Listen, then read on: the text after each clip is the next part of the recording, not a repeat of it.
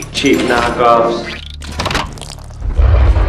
Awesome job. You. Oh. You. Step forward. What? Your science will be responsible for humanity's extinction. All right, I know that you're sensitive to this whole bioethical dilemma. Maybe all he wants to hear you say is that something should never be invented.